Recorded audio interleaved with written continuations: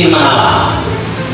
Dalam catatan Gereja Toraja, Yesus Kristus itu adalah firman Allah yang memanggil kita untuk percaya. Di sini mau menegaskan kalau kita bicara bahwa Allah itu, Yesus Kristus itulah Tuhan dan Juru Selamat, sekaligus bagaimana proses mengenal Allah yang disebut Kristus itu.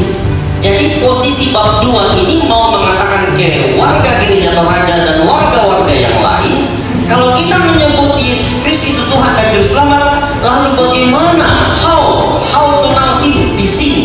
Saya mengenal Kristus melalui dirinya sebagai firman ini. Kalau saya mau mengenal Ibu Pendeta Pinky, lalu saya sekedar mendengar dari orang lain, bisa percaya, saya bisa juga tidak percaya. Tapi kalau saya mau mengenal Ibu Pendeta Pinky lalu langsung dari mulutnya, mana yang lebih akurat? Dari orang lain atau langsung dari dia? Langsung dari dia. Nah, ini posisi Gereja Toraja untuk menjelaskan bahwa bagaimana kita mengenal Allah itu langsung dari dia. Dari mana? Dari firman-Nya.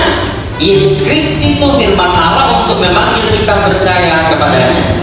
Tapi hati-hati, karena Alkitab itu juga disebut sebagai firman Allah. Hati-hati jebakan bibliolatri. Bibliolatri itu artinya mendewakan Alkitab. Alkitab itu jangan disembah. Tapi ingat, Alkitab itu berisi tentang kesaksian Kristus untuk memperkenalkan dirinya. Nah, yang menarik di bagian ini Gereja Toraja mengatakan Allah juga bisa dikenali melalui ciptaan dan tindakannya dalam sejarah. Artinya melalui alam semesta, melalui peristiwa-peristiwa sejarah, Allah juga bisa dikenal.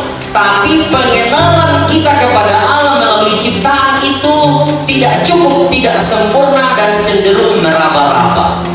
Nah, ini posisinya. Jadi di sini nanti dikaitkan di bab 7 tentang agama-agama lain. Jadi kira-kira ini yang mau Gereja Toraja katakan kepada agama-agama lain, iyo betul, kamu bisa mengenal Allah melalui ciptaan, melalui peristiwa sejarah, tapi pengenalanmu itu hanya kayak tadi, hanya dari orang, itu meraba-raba, tidak akan sempurna.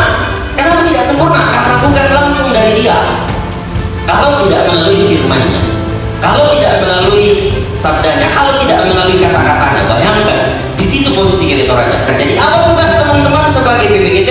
Katakan kepada orang yang tidak percaya Kristus, yang kau kenal itu tidak sempurna. Kalau kau mau mengenal Allah secara sempurna, harus langsung melalui dia. Dari mana? Dari firman-Nya. Mana itu firman-Nya? Melalui Alkitab. Kalau ada orang yang menyampaikan khotbah lalu tidak berpusat atau berujung pada Kristus, bermasalah. Makanya teologi inilah yang kemudian membuat kalau misalnya kita merayakan perayaan ibadah hari Minggu, salah satu bacaan kita harus berdiri. Bacaan apa itu? Injil. Injil. Itu